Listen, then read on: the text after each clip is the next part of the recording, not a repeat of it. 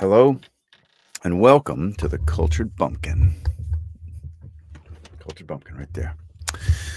Chapter 8 of Anne of Green Gables. Let me get this off of there. Wait, how do I get this off there? Okay, there we go. Chapter 8. Remember, Anne has just heard that she's going to maybe get to stay, so she's excited. And Chapter 8 is called Anne's bringing up is begun. Okay, so Chapter 8, Anne's bringing up is begun. For reasons best known to herself, Marilla did not tell Anne that she was to stay at Green Gables until the next afternoon. During the forenoon, she kept the child busy with various tasks and watched over her with a keen eye while she did them. And watched over her with a keen eye while she did them. By noon, she had concluded that Anne was smart and obedient, willing to work, and quick to learn. Her most serious shortcoming seemed to be a tendency to fall into daydreams in the middle of a task and forget all about it until such a time as she was sharply recalled to earth by a reprimand or a catastrophe. When Anne had finished washing the dinner dishes, she suddenly confronted Marilla with the air and expression of one desperately determined to learn the worst. Her thin little body trembled from head to foot. Her face flushed and her eyes dilated until they were almost black. She clasped her hands tightly and said in an imploring voice, "Oh, please, Miss Cuthbert, won't you tell me if you're going to send me away or not? I've tried to be patient all morning, but I really feel that I cannot bear not knowing any longer. It's a dreadful feeling. Please tell me." "You haven't scalded the dishcloth in clean hot water as I told you to do," said Marilla immovably. "Just go and do it before you ask any more questions, Anne." Anne went and attended to the dishcloth. Then she returned to Marilla and fastened imploring eyes on the latter's face. "Well," said Marilla, unable to find any excuse for deferring her explanation longer, "I suppose I might as well tell you. Matthew and I decided to keep you. That is, if you will try to be a good little girl and show yourself grateful." "Why, child, whatever is the matter?" "I'm crying," said Anne in a tone of bewilderment. "I think, and I can't think why. I'm glad as glad can be. Oh, glad doesn't seem the right word for it at all. I was glad about the white way and the cherry blossoms, but this, oh, it's something more than glad. I'm so happy. I'll try to be so good. It will be uphill work, I expect, for Mrs. Thomas told me I was a desperately wicked child. However, I'll do my very best. But can you tell me why I'm crying?" "I suppose it's because you're all excited and worked up," said Marilla disapprovingly. "Sit down on that chair and try to calm yourself. I'm afraid you both cry and laugh far too easily. Yes, you can stay here and we'll both try to do right by you. You must go to school, but it's only a fortnight till vacation, so it isn't worth it for you to start before it opens again in September." "What am I to call you?" asked Anne. "Shall I always say Miss Cuthbert? Can I call you Aunt Marilla?" "No, you'll just call me plain Marilla. I'm not used to being called Miss Cuthbert, and it would make me nervous." "It sounds awfully disrespectful to just say Marilla," protested Anne. "I guess there's nothing disrespectful in it if you speak respectfully. Everybody, young and old, in Avonlea calls me Marilla, except the minister. He says Miss Cuthbert when he thinks of it." I'd love to call you Aunt Marilla," said Anne wistfully. "I've never had an aunt or any relation at all, not even a grandmother. It would make me feel as if I really belonged to you. Can I call you Aunt Marilla?" "No, I'm not your aunt, and I don't believe in calling people names that don't belong to them. But we could imagine you were my aunt." "I couldn't," said Marilla grimly. "Do you ever imagine things different from what they really are?" asked Anne wide-eyed. "No." "Oh," Anne drew a long breath. "Oh, Miss Marilla, how much you miss." "I don't believe in imagining things different from what they really are," retorted Marilla. "When the Lord puts us in certain circumstances, he doesn't mean for us to imagine them away. And that reminds me, Go in the sitting room, Anne. Be sure your feet are clean and don't let any flies in. And bring me out the illustrated card that's on the mantelpiece. The Lord's Prayer is on it, and you'll devote your spare time this afternoon to learning it off by heart. There's to be no more of such praying as I heard last night." "I suppose I was very awkward," said Anne apologetically. "But then, you see, I'd never had any practice. You couldn't really expect a person to pray very well the first time she tried, could you? I thought out a I thought out a splendid prayer before I went to bed, just as I promised I would. It was nearly as long as a minister's and so poetical. But you but would you believe it? I couldn't remember one word when I woke up this morning. Am I afraid I'll never be and I'm afraid I'll never be able to think out another one as good. Somehow things are never as good when they're thought out a second time. Have you ever noticed that? Here's something for you to notice, Anne. When I tell you to do a thing, I want you to obey me at once and not stand stock still and discourse about it. Just you just you go and do as I bid you." Anne promptly departed for the sitting room across the hall. She failed to return. After waiting 10 minutes, Marilla laid down her knitting and marched after her with a grim expression. She found Anne standing motionless before a picture hanging on the wall between two windows, with her eyes a star with dreams. The white and green light strained through apple trees and clustering vines outside, fell over the rapt little figure with a half-earthly radiance. "Anne, whatever are you thinking of?" demanded Marilla sharply. Anne came back to earth with a start.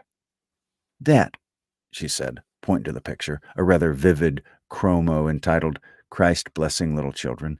"And I was just imagining I was one of them, that I was a little girl in the blue dress, standing off by herself in the corner as if she didn't belong to anybody, like me. She looks lonely and sad, don't you think? I guess she hadn't any father or mother of her own, but she wanted to be blessed, too, so she just crept shyly up. On the outside of the crowd, hoping nobody would notice her, except him. I'm sure I know just how she felt. Her heart must have beat and her hands must have got cold, just like mine did when I asked you if I could stay. She was afraid he might notice her. She was afraid he might not notice her, but it's likely he did, don't you think? I've been trying to imagine it all out, her edging a little closer all the time until she was quite close to him. And then he would look at her and put his hand on her hair, and oh, such a thrill of joy as would run over her. But I wish the artist hadn't painted him so sorrowful looking. All his pictures are like that, if you've noticed. But I don't believe he could really look, but I don't really believe he could have looked so sad, or the children would have been afraid of him." "Anne," said Marilla, wondering why she had not broken into the speech long before, "you shouldn't talk that way. It's irreverent. Positively irreverent." Anne's eyes marveled. "Why, I just felt as reverent as it could be.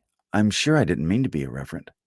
"Well, I don't suppose you did, but it just doesn't sound right to talk so familiarly about such things. And another thing, but it doesn't sound right to talk so familiarly, but it doesn't sound right to talk so familiarly about such things." Why do I keep saying that? I keep saying that the wrong way. Familiarly, familiarly. And before you laugh, there are words that you mispronounce if you were reading them on the internet, because that's just how way people are. Okay, mine is familiarly. I'm putting an extra syllable in, and I'm a professional voice actor, so that's just how it goes sometimes. But it doesn't. Excuse me. But it doesn't sound right to talk so familiarly. But it doesn't sound right to talk so familiarly about such things. And another thing, Anne, when I send you after something, you're to bring it at once and not fall into mooning and imagining before pictures. Remember that. Take that card and come right to the kitchen. Now sit down in the corner and learn that prayer off by heart. Anne set up the card against the jug full of apple blossoms she had brought in to decorate the dinner table. Marilla had eyed that decoration askance, but said nothing. Askant? How do you say? I don't even know that word. Marilla had eyed that decoration, but had said nothing, propped her chin on her hands, and fell to studying it intently for several silent minutes.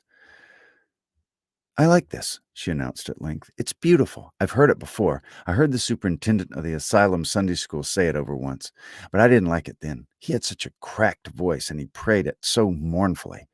I really felt I really felt sure he thought praying was a dis- I really felt sure that he thought praying was a disagreeable duty. This isn't poetry, but it makes me feel just the same way poetry does. Our Father who art in heaven, hallowed be thy name. That's just like a line of music. Oh, I'm so glad you thought of making me learn this, Miss Marilla." "Well, learn it and hold your tongue," said Marilla shortly. Anne tipped the vase of apples. Anne tipped the vase of apple blossoms near enough to bestow a soft kiss on a pink-cupped bud, and then studied diligently for some moments longer. "Marilla," she demanded presently, "do you think I shall ever have a bosom friend in Avonlea?" A what kind of friend?" "A bosom friend, an intimate friend, a really kindred spirit to whom I can confide my inmost soul. I've dreamed of meeting her all my life. I never really supposed I would, but so many of my loveliest dreams have come true all at once that perhaps this one will too. You think it's possible?" "Diana Barry lives over at Orchard Slope, and she's about your age. She's a very nice little girl, and perhaps she'll be a playmate for you when she comes home. She's visiting her aunt over at Carmody just now. You'll have to be careful on how you behave, though. Mrs. Barry is a very particular woman. She won't let Diana play with any little girl who isn't nice and good." Anne looked at Marilla through the apple blossoms, her eyes aglow with interest. Quick break. "Mariah, hello. Good to see you."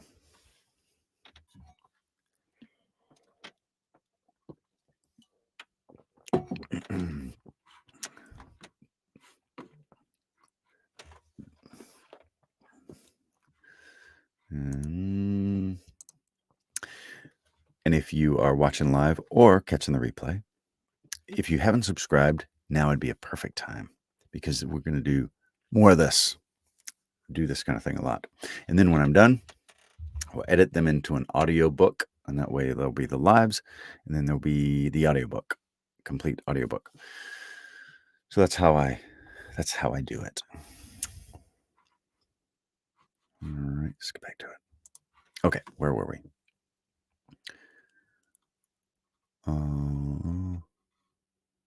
What's Diana like? Her hair isn't red, is it?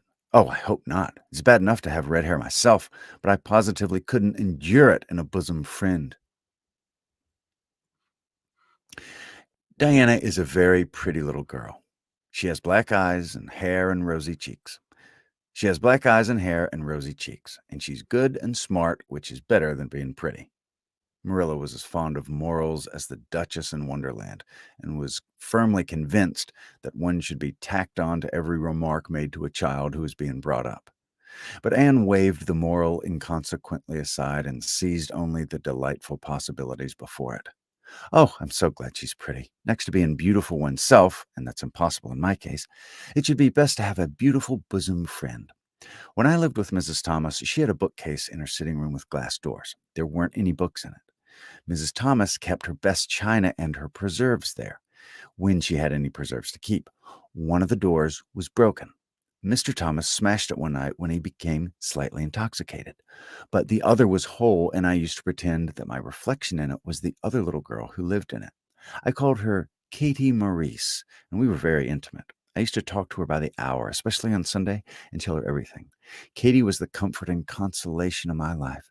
We used to pretend that the bookcase was enchanted, and that if I only knew the spell, I could open the door and step right into the room where Katie Maurice lived, instead of into Mrs. Thomas's shelves of preserves and china.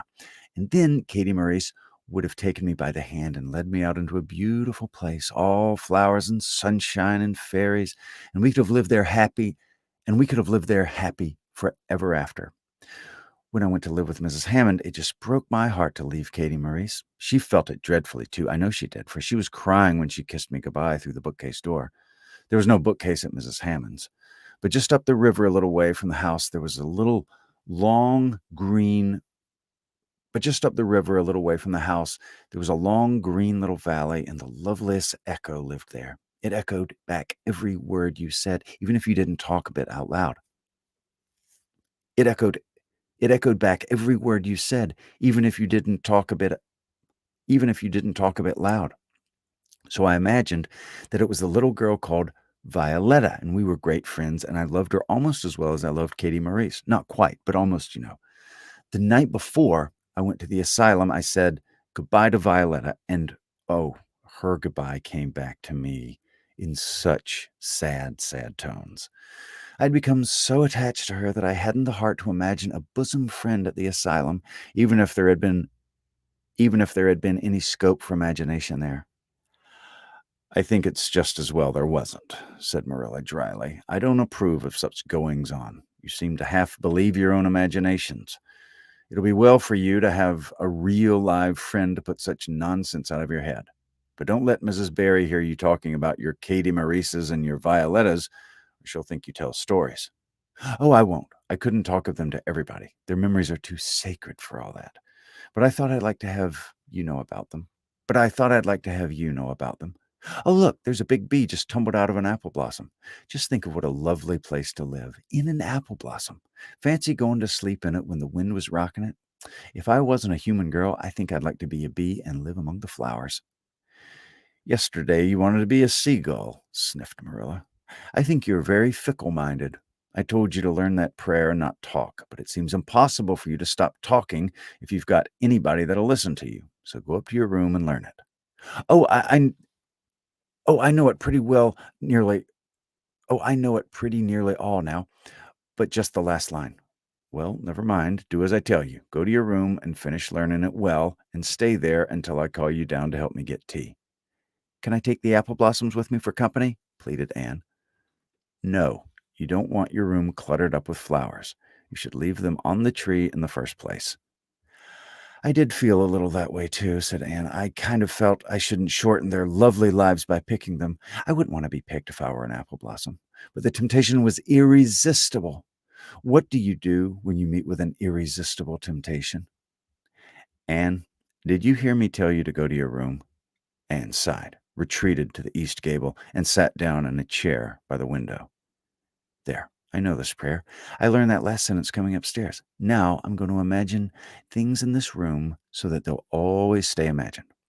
The door is covered with a white velvet carpet with pink roses all over it, and there are pink silk curtains at the windows. The walls are hung with gold and silver brocade tapestry. The furniture is mahogany. I never saw any mahogany, but it does sound so luxurious. This is a couch all heaped with gorgeous silken cushions, pink and blue and crimson and gold, and I'm reclining gracefully on it. I can see my reflection in that splendid big mirror hanging on the wall. I'm tall and regal, clad in a gown of trailing white lace, with a pearl cross on my breast and pearls in my hair. My hair is of midnight darkness, and my skin is a clear ivory pallor. My name is the Lady Cordelia Fitzgerald. No, it isn't. I can't make that seem real. She danced up into the little looking glass and peered into it. Her pointed, freckled face and solemn gray eyes peered back at her. You're only Anne of Green Gables, she said earnestly, and I see you just as you're looking now whenever I try to imagine I'm the Lady Cordelia. But it's a million times nicer to be Anne of Green Gables than Anne of nowhere in particular, isn't it? She bent forward, kissed her reflection affectionately, and betook herself to the open window.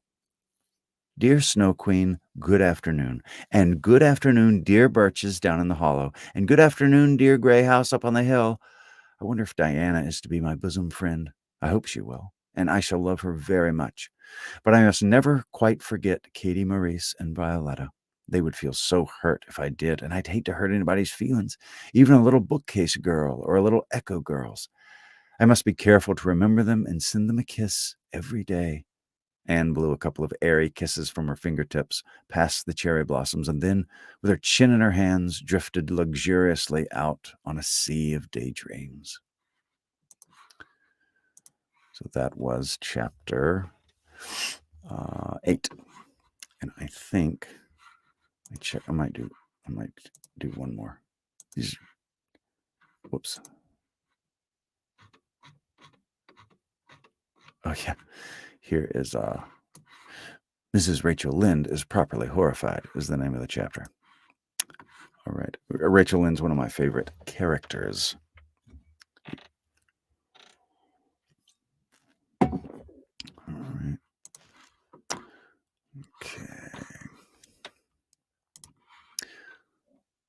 Chapter 9. Mrs. Rachel Lynde is properly horrified. Anne had been a fortnight at Green Gables before Mrs. Lynde arrived to inspect her. Mrs. Rachel, to do her justice, was not to blame for this. A severe and unseasonable attack of gripe? I don't know. A severe and unseasonable excuse me. I'm gonna look this up because I feel like it's important. And if it wasn't important, here's what I do. Always look up right here.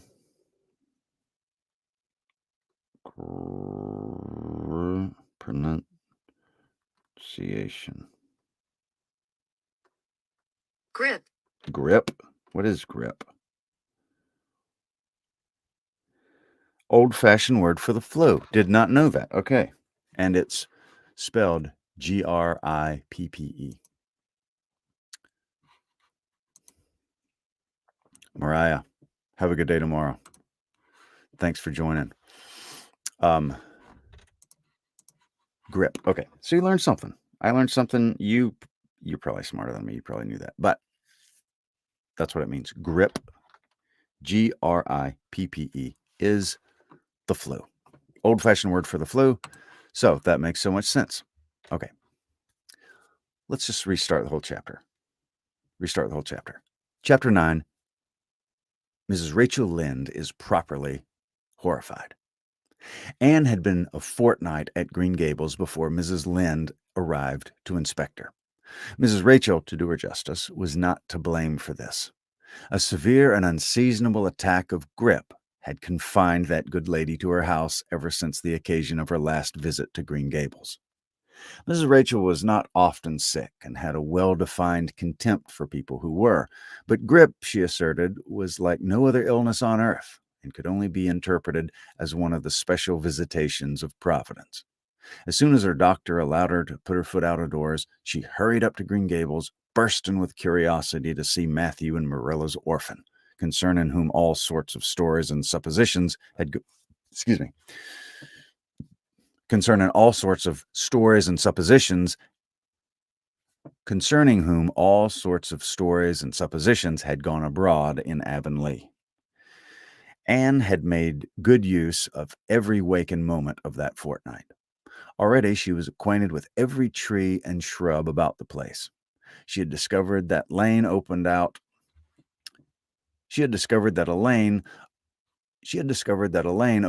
below the apple orchard and ran up through a belt of woodland, and she had explored it to its furthest end in all its delicious vagaries of brook and bridge, fir coppice and wild cherry arch, corners thick with fern, and branching byways of maple and mountain ash. She had made friends with the spring down in the hollow, that wonderful, deep, clear, icy cold spring. It was set about with smooth red sandstones and rimmed in by great palm-like clumps of water fern, and beyond it was a log bridge over the brook. That bridge led Anne's dancing feet up over a wooded hill beyond, where perpetual twilight reigned under the straight, thick-growing firs and spruces.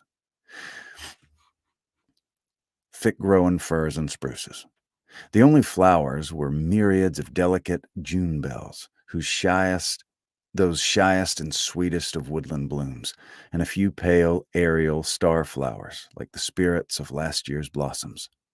Gossamers glimmered like threads of silver among the trees, and the fir boughs and tassels seemed to utter friendly speech. All these raptured voyages of exploration were made in the odd half hours which she was allowed to play, and Anne talked Matthew and Marilla half deaf over her discoveries. Not that Matthew complained, to be sure.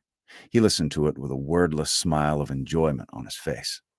Marilla permitted the chatter until she found herself becoming too interested in it, whereupon she always promptly quenched Anne by a curt command to hold her tongue. Anne was out in the orchard when Miss Rachel came, wandering at her own sweet will through the lush, tremulous grasses splashed with ruddy evening sunshine, so that good So that good lady had an excellent chance to talk her illness fully over, describing every ache and pulse beat, which with such evident enjoyment that Marilla thought even grip must bring its compensations.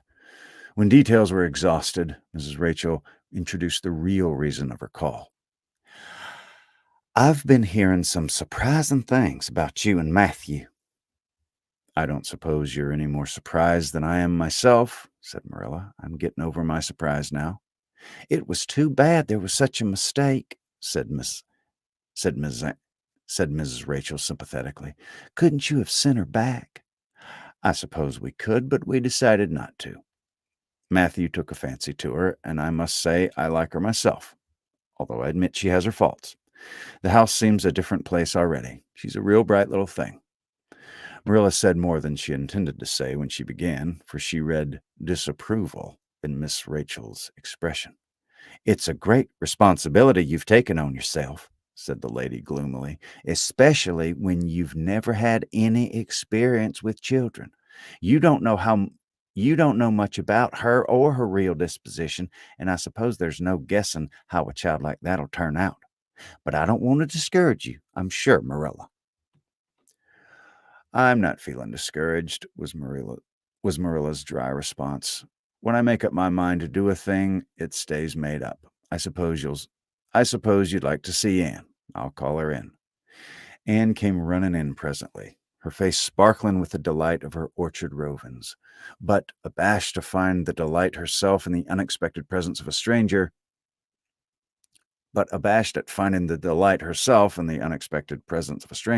she halted confusedly inside the door. She certainly was an odd-looking little creature in the short, tight, wincey dress she had worn from the asylum, below which her thin legs seemed ungracefully long. Her freckles were more numerous and obtrusive than ever. The wind had ruffled her hatless hair into over-brilliant disorder.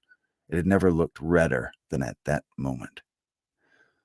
"Well, they didn't pick you for your looks, that's sure and certain," said Miss Rachel Lynde's was Mrs. Rachel Lynde's emphatic comment. Mrs. Rachel was one of those delightful and popular people who pride themselves on speaking their mind without fear or favor. "She's terribly skinny and homely, Marilla. Come here, child, and let me have a look at you. Lawful heart, did anyone ever see so many freckles? And hair as red as carrots.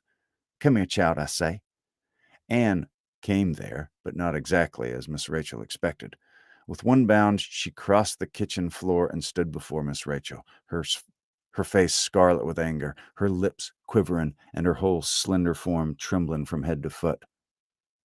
"I hate you," she cried in a choked voice, stamping her foot on the floor. "I hate you, I hate you, I hate you!" A louder stamp with each assertion of hatred. "How dare you call me skinny and ugly? How dare you say I'm freckled and red-headed? You're a rude, impolite, unfeeling woman." "Anne!" exclaimed Marilla in consternation.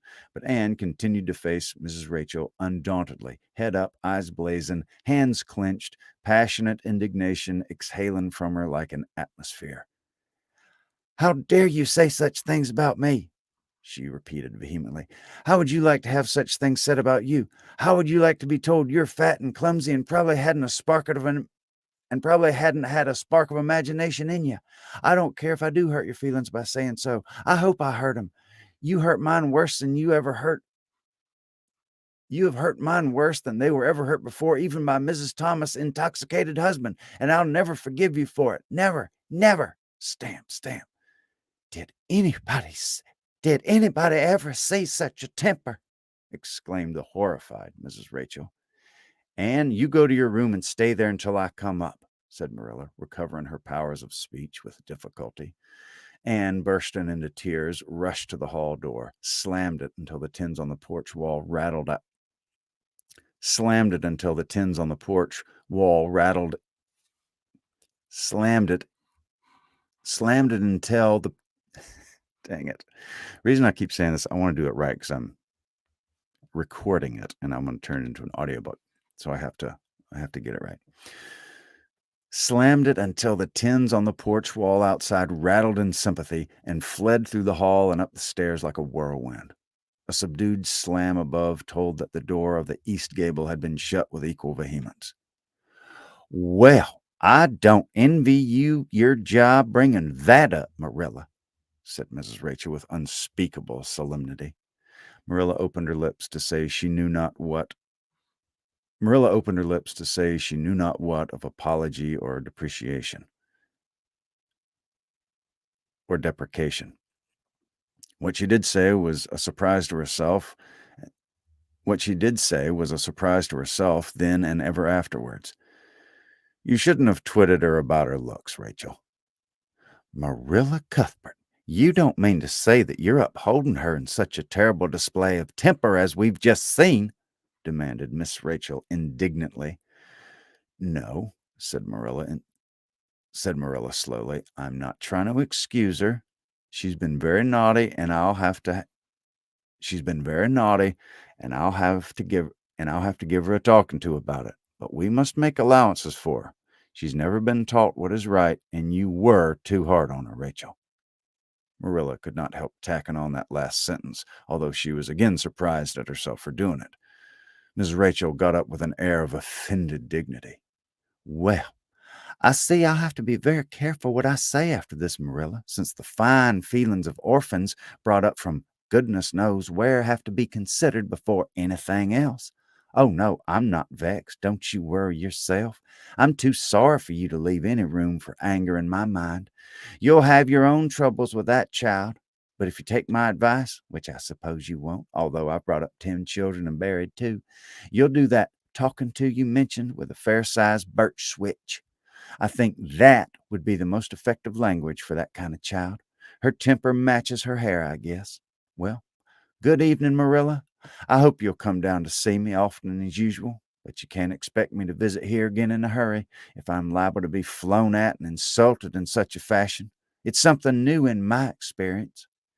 Whereat Mrs. Rachel swept out and away, if a fat woman who always waddled could be said to sweep away, and Marilla, with a very solemn face, betook herself to the east gable. On the way upstairs, she pondered uneasily as what she ought to do. She felt no little dismay over the scene that had just been enacted. How unfortunate that Anne should have displayed such temper before Mrs. Rachel Lynde, of all people. Then Marilla suddenly became aware of an uncomfortable and rebuking consciousness that she had felt more humiliation over this than sorrow over the discovery of such a serious defect in Anne's disposition. And how was she to punish her? The amiable suggestion of the birch switch, to the efficiency of which all of Mrs. Rachel's own children could have borne smartened testimony, did not appeal to Marilla. She didn't believe she could whip a child. No, some other method of punishment must be found to bring Anne to a proper realization of the enormity of her offense. Quick break.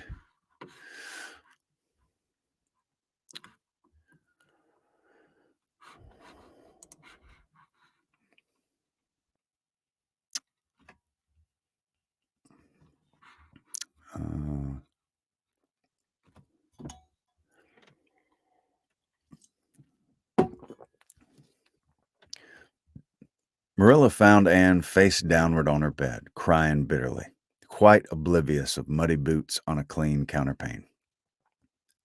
"Anne," she said, not ungently. No answer. "Anne," with greater severity, "get off that bed this minute and listen to what I have to say to you." Anne squirmed off the bed and sat rigidly on a chair beside it, her face swollen and tear-stained, and her eyes fixed stubbornly on the floor. "This is a nice way for you to behave, Anne. Aren't you ashamed of yourself?" "She hadn't any right to call me ugly and red-headed," retorted Anne, evasive and defiant. "You hadn't any right to fly into such a fury and talk the way you did to her, Anne. I was ashamed of you, thoroughly ashamed of you. I want you to behave nicely to Mrs. Lynde, and instead of that, I wanted you to behave nicely to Mrs. Lynde, and instead of that, you've disgraced me. I'm not sure I know why you lose your temper like that just because I'm sure I don't know why you should lose your temper like that just because Mrs. Lynde said you were red-haired and homely. You said it yourself often enough. "Oh, but there's such a difference between saying a thing yourself and hearing other people say it," wailed Anne. "You may know a thing is so, but you can't help hoping other people don't quite think it is. I suppose you think I have an awful temper, but I couldn't help it. When she said those things, something just rose up in me and choked me. I had to fly out at her." "Well, you made a fine exhibition of yourself, I must say. Mrs. Lynde will have a nice story to tell about you everywhere, and she'll tell it, too. It was a dreadful thing for you to lose your temper like that, Anne. Just imagine how you would feel if somebody told you that your face were Just imagine how you would feel if somebody told you to your face that you were skinny and ugly," pleaded Anne tearfully. An old remembrance suddenly rose up before Marilla. She had been a very small child when she had heard one aunt say to She had been a very small child when she had heard one aunt say of her to another, what a pity she's such a dark, homely little thing." Marilla was every day of Marilla was every day of 50 before the sting had gone out of that memory. I don't I don't say that I think Mrs. Lynde was exactly right in saying what she did to you, Anne," she admitted in a softer tone. "Rachel's too outspoken, but that's no excuse for such behavior on your part. She was a stranger and an elderly person and my visitor. All three very good reasons why you should have respected. All three very good reasons why you should have been respectful to her. You were rude and saucy," and Marilla had a save an inspiration of punishment. You must go to her and tell her you're very sorry for your bad temper and ask her to forgive you." "I can never do that," said Anne determinedly said Anne determinedly. "I can never do that," said Anne determinedly and darkly. "You can punish me in any way you like, Marilla. You can shut me up in a dark dungeon inhabited by snakes and toads and feed me only on bread and water, and I shall not complain.